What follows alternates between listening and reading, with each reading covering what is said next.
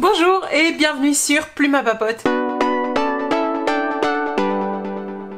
Je suis ravie de vous retrouver pour le vlog numéro 4 du PAL en déroute challenge que vous suivez maintenant depuis quelques semaines, durant tout le mois d'août, qui avait commencé donc le 31 juillet et qui se termine le 1er septembre. Au moment où je vous tourne cette introduction de vlog, on n'y est pas encore, on est le mardi 29 août et je suis en retard, voilà. Je suis en retard sur mes lectures, mais écoutez, je le savais, en Belgique, suite à une réforme de l'enseignement, eh bien on recommence les cours, en tout cas l'enseignement, plus tôt maintenant qu'en France, si vous me regardez de France. Donc la rentrée n'a plus lieu officiellement le 1er septembre, mais la semaine complète avant le 1er septembre. Donc là le 1er septembre tombe le vendredi, donc on est censé rentrer le lundi. Au moment où je tourne cette vidéo, je n'ai pas encore rencontré mes élèves, mais les informations se précisent. Ça fait 2 jours que je suis retournée à l'école et la semaine passée également pour diverses réunions et ainsi de suite, pour bien tout préparer avant. Et donc je savais que j'allais accumuler du retard cette dernière semaine, d'autant plus, comme vous le savez, si vous avez suivi assidûment mes réels sur Instagram pendant tout le mois d'août et les vlogs, ben j'ai plus de petits livres et ni de mangas ou de bandes dessinées. J'ai plus que des gros livres. Donc j'avance pourtant dans cette lecture donc de Ken Follett, Pour rien au monde, en audio. J'ai pas actualisé le marque-page. Je suis plus ou moins à 90% de lecture. Je ne l'écouterai pas ce soir, donc je vais pas le terminer ce soir, mais j'ai bon espoir que demain il soit emballé, pesé et que donc je puisse le compter officiellement dans ma liste de lecture du mois d'août. Et donc ce serait ma 26e lecture. Ce qui est pas mal, franchement. 26e lecture, 26 livres lus sur le mois d'août, on est bon. Et ma 27e lecture, j'espère donc le terminer avant le 1er septembre, c'est Husband Material de Alexi Hall. Ici, j'ai pas pris la dust jacket, elle est posée sur ma table de salon. Voilà ce que j'ai lu depuis hier, donc j'ai commencé le livre hier et je suis donc à la page 111. C'est la suite du livre Boyfriend Material que j'ai lu du début du mois, donc si vous voulez le résumé du livre, il vous suffit de retourner voir le premier vlog que je vous ai sorti. J'aime beaucoup cet auteur, Alexi Hall, que j'ai découvert vraiment par hasard parce que l'autrice des 10 000 portes de January avait posté une story sur Instagram avec son livre A Lady for a Duke, en disant que c'était vraiment une superbe romance historique. Et j'avais envie de lire ça sans que ce soit trop neuneux, gnangnan. J'avais pas envie de tomber dans les Bridgerton, dans des trucs toxiques et ainsi de suite. Et Alexi Hall n'est pas du tout un auteur qui promeut des relations toxiques. C'est vraiment hyper bien fait, hyper bien écrit. J'avais adoré A Lady for a Duke et j'aime beaucoup cette rom-com. C'est vraiment très léger, très marrant, avec beaucoup de... Ça s'adapte très bien en télé. C'est sarcastique et j'adore ça. C'est British as souhait. Donc c'est tout ce qui me convient. Franchement, j'adore. Et dans le premier tome, donc on suit Oliver et Lucien, à prononcer en français parce que sa maman est française d'origine. Lucien est le fils d'une rockstar qui a été sur le déclin et puis sur le retour maintenant parce qu'il participe en tant que juge à une émission de talent, vous voyez, un petit peu comme Britain's Got Talent, etc. Et son père en fait l'a abandonné quand il était petit, donc il a été élevé par sa mère, ce qui fait qu'il a beaucoup de problèmes pour faire confiance aux gens et ainsi de suite, d'autant plus que son dernier petit ami l'a lâché comme une merde, on peut pas le dire autrement malheureusement, parce que enfin pour de l'argent tout simplement. Il a été vendre l'histoire au... Vous savez, à ces magazines là, genre Closer et ainsi de suite. Donc Lucien, il a pas mal de mal à s'investir dans une relation. Et dans le premier tome, en fait, dans Boyfriend Material, la ficelle du scénario, c'est qu'il doit faire semblant de sortir avec Oliver. Oliver qui est un avocat, donc un gars très sérieux, bien sous tout rapport, etc. Que sa meilleure amie lui a présenté. Et depuis qu'ils se connaissent, en fait, ça ne matche pas entre eux. Il y a beaucoup de soucis pour qu'ils se plaisent l'un l'autre. Donc voilà, ça c'est l'histoire du premier tome. Et ben, spoiler alert, deuxième tome, c'est Husband Material. Alors, est-ce qu'ils vont finir par se marier dedans? Je ne sais pas. Mais là, ça ressemble très fort à 4 mariages et une lune de miel, j'allais dire, mais non. c'est l'émission de télé-réalité. 4 mariages et un enterrement. Je pense que c'est fortement inspiré de ça. Moi j'ai vu le film mais vraiment quand j'étais toute petite et je l'ai jamais revu depuis. Donc je sais pas si c'est fidèle à ça. Mais donc là, dans les premiers chapitres, Lucien est demoiselle d'honneur. Oui, pour sa meilleure amie Bridget. Et le mariage est une série de catastrophes sur catastrophes. Là j'en suis au moment où en fait elle a pas sa robe de mariée alors qu'ils sont à 2 heures de Londres. Plus de 2 heures de Londres et c'est le bordel complet, etc. Voilà. Et Lucien essaye de naviguer une relation en tant qu'adulte et faire en sorte que ça fonctionne. Voilà ce que je peux vous en dire. Je suis en train de me dire, c'était ça que je devais prendre avec moi pour aller à l'école. J'ai cousu une pochette à livres, il y a des lustres de ça. Mais je pense, est-ce qu'il va rentrer dedans? Je ne sais pas. Pour les hardbags en anglais, il faudrait que j'en couse une un peu plus grande, mais voilà. En plus, c'est des parapluies, il y avait des parapluies sur le truc. Donc trop bien, je vais arrêter d'abîmer le bouquin parce que comme je retourne à l'école, je le trimballe à nouveau pour aller à l'école dans mon sac à dos. Très mauvaise idée. Donc voilà où j'en suis dans mes lectures, c'est-à-dire pas très loin. Je vais foirer le challenge sur la fin, 27-28, j'aurai 28 lectures au lieu de 32. Voilà, comme ça c'est dit. Écoutez, il me manquera 4 livres, je pense pas pouvoir faire mieux. Demain c'est à nouveau une journée full à l'école.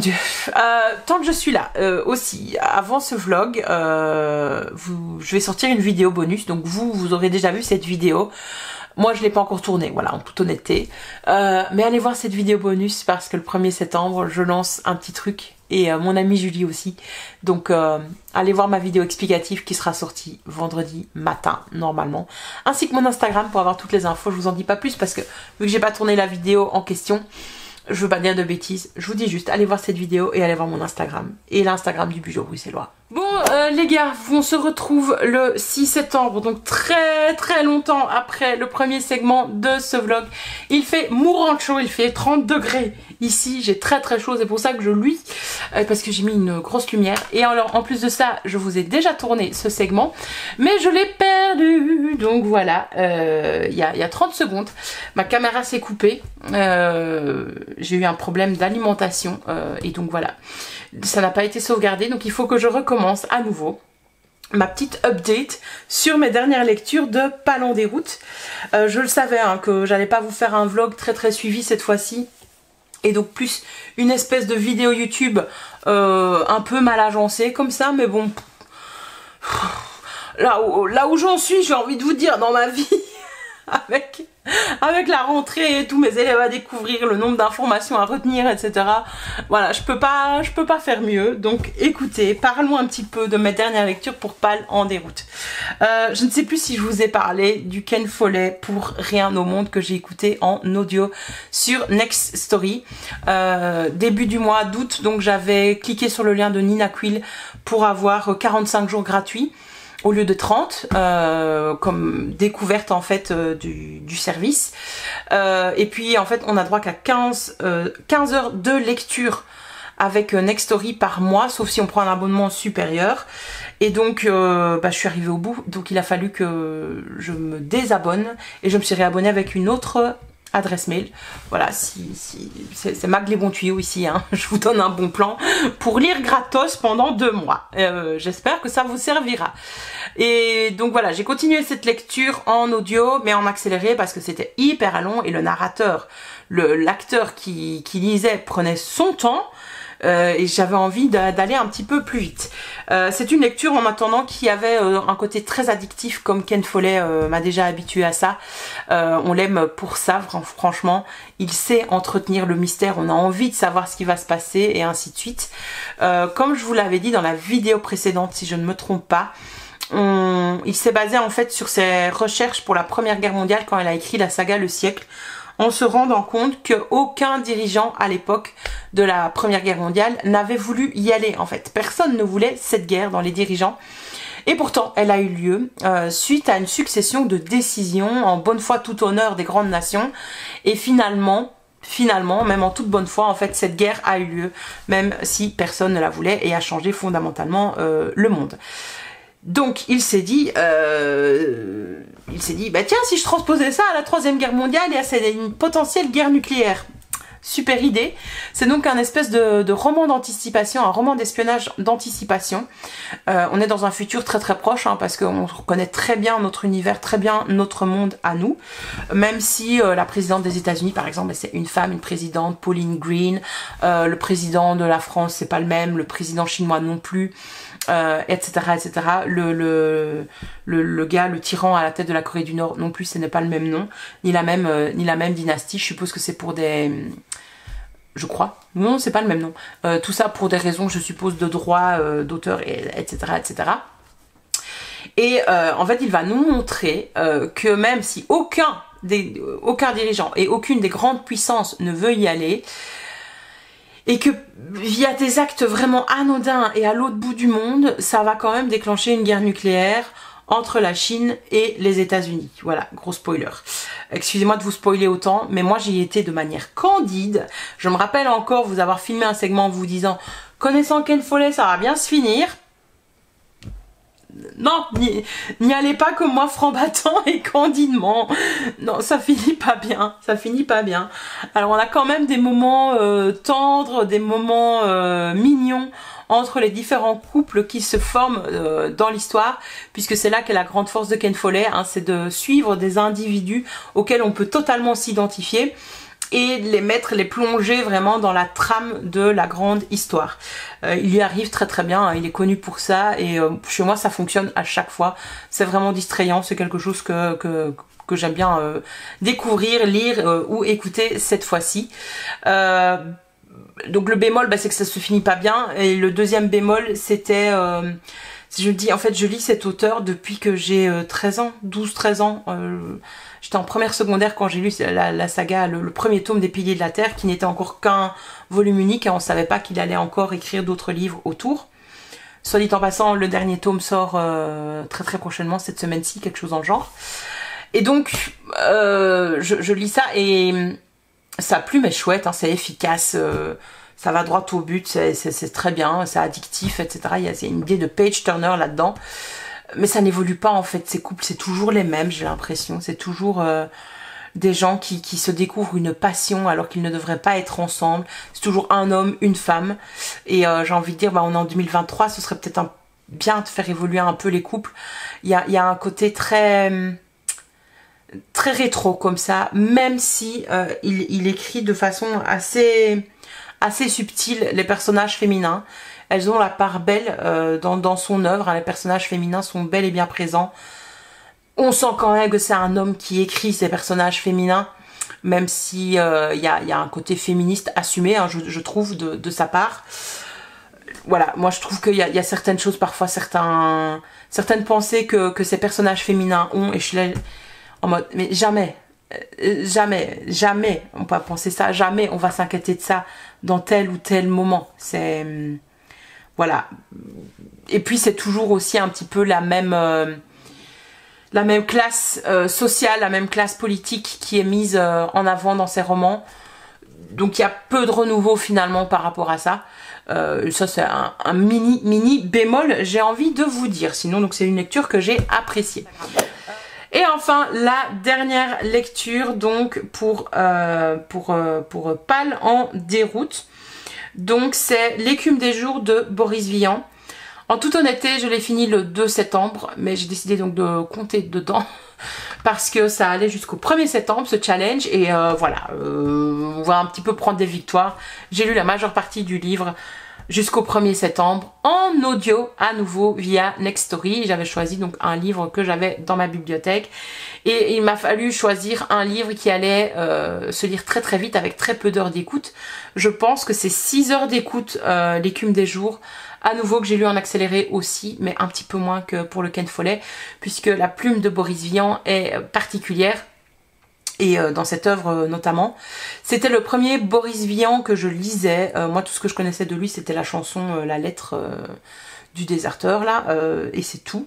Je sais de quel mouvement il fait partie, etc., parce que son nom a été cité dans mes cours de français quand j'étais aux études. Mais ça date, hein, les gars.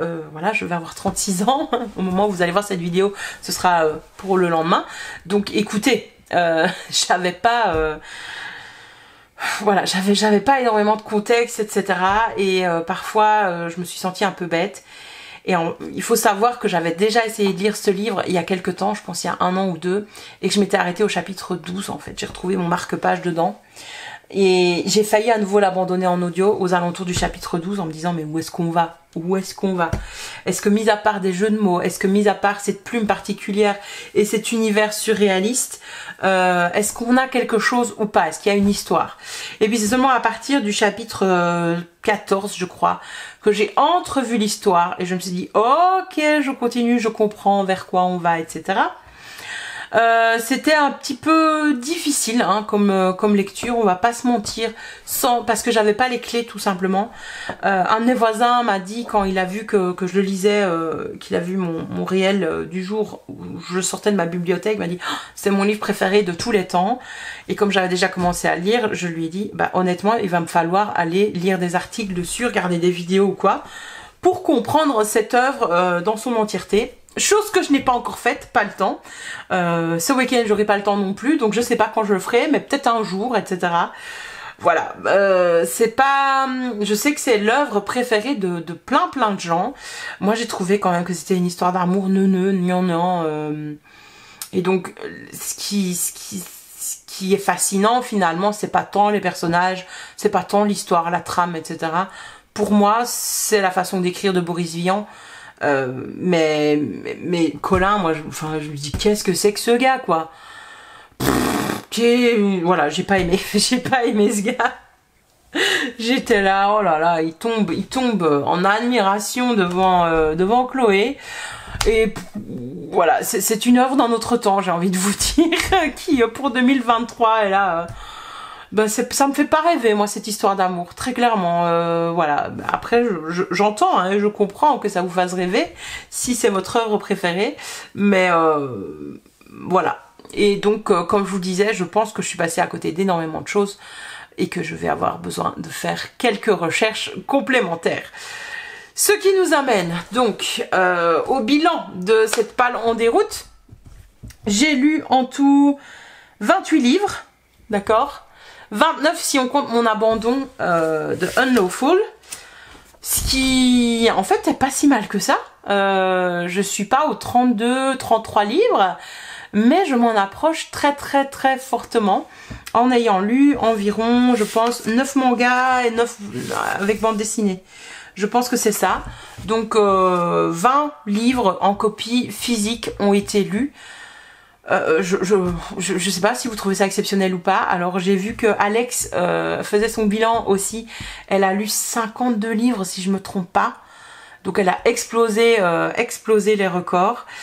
Maintenant, je sais qu'elle a lu énormément de graphiques, énormément de bandes dessinées, énormément de mangas. Clairement, j'en avais pas beaucoup dans ma pile à lire. Donc, écoutez, j'ai décidé de m'applaudir. Et je vous invite à m'applaudir dans les commentaires. Voilà. Mettez-moi un emoji clap des mains. Je sais pas si vous avez participé à ce challenge, mais voilà, ça fait du bien, ça fait plaisir d'avoir ce sentiment d'accomplissement à la fin du mois, d'avoir lu autant de livres. Ça, c'est sûr et certain. On peut pas me l'enlever, j'ai envie de vous dire, on peut pas me l'enlever. Maintenant, quels ont été les aspects positifs de ce défi, les aspects négatifs? Aspect positif, avoir fait un bon ménage dans ma pile à lire, puisqu'il y a des livres qui sont partis de ma liseuse que j'ai vraiment trié en long et en large. Donc là, il me reste 135 livres, je pense, sur ma liseuse et non plus 300 comme j'en avais avant. Alors je vous avais dit 300, mais en fait c'était environ 200 livres que j'avais à lire sur ma liseuse. Donc j'ai fait un bon tri là-dedans. J'ai fait aussi un tri dans ma bibliothèque en physique. Il y a quelques livres qui sont partis, que j'ai rendus à leurs propriétaires ou que je vais rendre à leurs propriétaires, qui partent en boîte à livres, etc. en me disant je ne les lirai jamais. Ça m'a donné envie aussi, vu que je fouillais, etc. Ça m'a donné envie de sortir des livres qui attendaient, etc. Et je dis ah oui c'est vrai, j'avais acheté ça mais j'avais oublié, etc. Donc ça c'est vraiment, je trouve, les aspects positifs de m'être donné une mission. Autre aspect positif, c'est que je vous ai partagé ça sur les réseaux sociaux, que j'ai fait des réels tous les jours quasiment. Il y a 2 fois où j'ai combiné 2 jours en un. Et vers la fin, il y avait plus de sous-titres, hein, vous avez peut-être remarqué. Je dis non, là ça me prend trop de temps. Même en les relisant, j'ai des fautes d'orthographe. Donc là, on arrête les sous-titres. Et il y avait de moins en moins de montage. Mais écoutez, je pense que ce petit rendez-vous vous a quand même plu. Il y avait souvent des petits commentaires, des petits messages privés aussi, parce que parfois vous laissez pas de commentaires, mais vous venez dans mes messages privés sur Instagram, ce que je trouve super agréable. Et donc ça a été un moment où j'ai pu créer beaucoup de liens avec vous, j'ai trouvé. Donc c'était vraiment ultra positif et challengeant. L'aspect positif aussi, c'est que c'était un défi où il fallait lire, point barre. Alors certes, Alex, elle a fait des timbres et ainsi de suite. Moi, j'ai décidé de pas du tout me concentrer là-dessus parce que si tu vas te perdre là-dedans, tu vas trop réfléchir à quel livre choisir pour gagner des timbres. Donc vas-y, lis juste et vois après si ça rentre dans les cases. Et écoutez, j'ai toujours pas fait rentrer mes livres dans les timbres, donc je sais pas si j'ai les 15 timbres ou si j'en ai que certains ou pas du tout, etc. Mais normalement, je dois en avoir quelques-uns. Passons aux aspects négatifs de ce challenge. L'aspect négatif premier que j'ai, c'est il est vraiment arrivé sur la fin du challenge, sur la dernière semaine, parce que je reprenais le travail. C'était la solitude en fait. Soit l'œuvre passait, soit l'œuvre ne passait pas, mais je me forçais à la lire pour ne pas accumuler plus de retard. Et du coup, j'en suis arrivée à lire tout le temps la même chose quasiment à la fin, en me disant ça c'est une valeur sûre, ça va fonctionner, ça non parce que ça va être trop complexe, etc. J'ai clairement délaissé toutes les œuvres de fantaisie ce mois d'août. Je n'en ai lu qu'une et c'est la Pierre d'Aube, donc les Pics Célestes, alors que je suis une grande amatrice de fantaisie. Donc voilà, ça c'était un petit peu, je vais dire, le côté négatif. À savoir aussi, maintenant qu'on est le 6 septembre, je peux vous le dire, j'ai eu une espèce de gueule de bois de la lecture. Donc du 2 septembre au 5 septembre, ça a été une galère pour lire et je n'ai quasiment pas lu. J'ai commencé des livres à gauche et à droite, lire un chapitre, 2 chapitres et puis les poser pour en recommencer un autre et ainsi de suite. Et je me suis dit ça va pas le faire si tout le mois de septembre se passe ainsi. C'est pas le but d'avoir lu autant pour m'en être dégoûtée. Donc il y a un petit côté dégoût qui arrive à la fin d'autant de lecture. Et le dernier côté aspect négatif qui me vient en tête comme ça spontanément, c'est, je vais le dire ainsi, mais le manque de respect pour les auteurs. Voilà, soyons francs. J'en ai eu conscience tout du long de ce challenge, mais on se doute bien qu'en fait les auteurs, ils ont saigné leur âme et leur veine sur ces manuscrits et sur ces bouquins, qui pour certains, ça leur a pris des mois à écrire. C'est des heures de relecture encore et encore, des heures de travail. Parfois ça se compte en années pour certains auteurs. Et moi je te bouffe les bouquins en 2 heures quoi, en une journée, 2 heures, parce que il faut que je tienne le challenge et en avant. Donc ça a un côté très peu respectueux envers l'art, envers l'œuvre d'une personne. Donc est-ce que je recommencerai un tel défi ? Peut-être bien, parce que finalement Readathon, le fait de lire ainsi, vous savez ces challenges Readathon, de lire autant de livres, de lire le plus possible en aussi peu de temps, c'est les challenges qui me conviennent le mieux pour moi en temps de mon style de lectrice. C'est d'ailleurs pour ça que je participerai pas au Pumpkin Autumn Challenge, parce qu'il y a trop de trucs. Il y a trop de conditions à remplir, etc. Et je comprends pas d'ailleurs ces conditions. Je suis là en train d'écouter les vidéos de présentation et je suis en mode mais en gros qu'est-ce que je dois faire? Je ne comprends pas, je ne sais pas. Et donc si celui d'Alex ici a aussi bien marché pour moi, c'est tout simplement parce que en plus des timbres à collectionner, des catégories qu'elle faisait, il y avait ce principe, tu lis tous les jours, point barre, et tu lis un livre par jour, ou alors tu te fixes 200 pages, ou 1 heure de lecture, etc. Et donc là, ça me convient beaucoup mieux. Donc très honnêtement, je referai un défi comme ça, du style week-end à 1000, lire pendant 24 heures, 4 livres en 3 jours, ça c'était aussi des défis auxquels j'ai participé. Mais peut-être pas sur aussi longtemps. 31 jours c'était énorme, même un peu plus, comme ça commençait le 31 juillet et que ça se terminait le 1er septembre.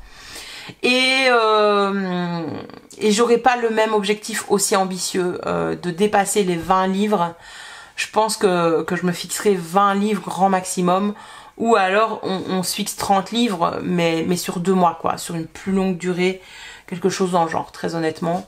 Pour être aussi un petit peu plus cool, parce que je trouvais que c'était une belle aventure à vous partager sur les réseaux sociaux, mais du coup ça me prenait beaucoup de temps et je devais y consacrer la majorité de ma journée. Et voilà. Je pense que c'est à peu près tout. Ah oui, la dernière conclusion que je tire aussi, c'est que je pense être une lectrice très rapide et je me surestime. Il y a eu plein de fois, et c'est de là que s'est accumulé mon retard, où je me suis dit, t'inquiète, je lirai ça ce soir, 2 heures c'est fait. En fait, il me fallait 4 heures, il me fallait toute la soirée. Et donc, je continue à lire jusqu'à des 1 heure du matin, 2 heures du matin. J'ai sacrifié des heures de sommeil au mois d'août. J'étais très contente de rentrer à l'école, en fait, pour reprendre un horaire de sommeil et ne plus être totalement décalée. Donc, voilà, il y a eu du très bon, il y a eu de très bonnes lectures, des moins bonnes lectures, de moyennes lectures, on va dire. Il y a une lecture vraiment ultra décevante pour moi, où c'était non. Et une lecture décevante, mais enfin dans le sens où je validais pas ce que l'auteur avait fait. Donc je veux dire, il y a 2 lectures, ouais, 2 lectures sur les 29 où je me dis en fait j'aurais peut-être dû les abandonner, et un abandon. Donc voilà, sur 29 livres, 3 livres que j'ai pas aimé. C'est vraiment minime dans l'ensemble. J'ai bien choisi mes lectures et ça a été un chouette mois. Et ça m'a fait du bien en prévision du mois de septembre, où je sais que je vais avoir moins de temps pour lire. Voilà, c'est comme ça, c'est la vie de prof. En attendant, je pense que la vidéo et le vlog ici est assez long, même si c'est le plus petit vlog de la Palandéroute, je pense.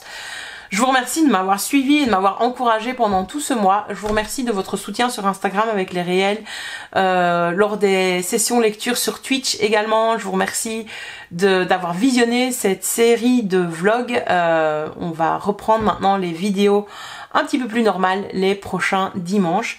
Je vous rappelle que en ce moment il y a un challenge qui est en cours de route, un défi qui est disponible sur mon Instagram, et c'est un défi bullet journal. Donc si vous intéresse, n'hésitez pas à aller me suivre là-bas. Tous les liens sont dans la barre d'infos ci-dessous, comme tous les livres que j'ai cités à chaque fois. Je vous remercie de votre soutien, de votre fidélité. On se retrouve très vite pour des nouvelles pour le concours, parce que vous êtes plus de 800 à me suivre ici. Mais laissez-moi le temps d'atterrir, etc. et d'organiser tout ça. Mais promis, je ne vous oublie pas et je vais vous soigner aux petits oignons. Et je vous dis à très vite sur Plume à Papote. Bye bye!